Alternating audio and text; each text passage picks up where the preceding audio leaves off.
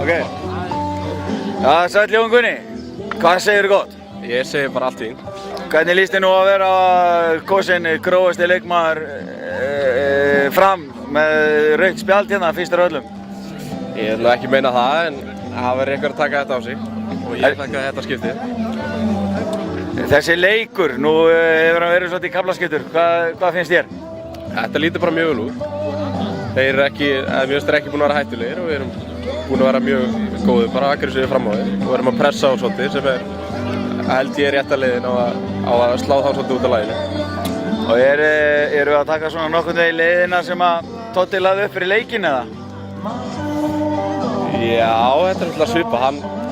Við náttúrulega byggumst við látum hérna eins og er í Keflavíkurliðinu bara og það er bara að taka því á móti og það er greinilega að virka. Heldur hann gera einhverja breytingar í hálfleik? Nei, ekki í hálfleik. Hann er ekki þekktur fyrir það, þannig að ég held að hann haldi saman lið og við vinnum hennar líka eitthvað? Já, 2-0. Þakka kærlega fyrir þetta Jón. Já,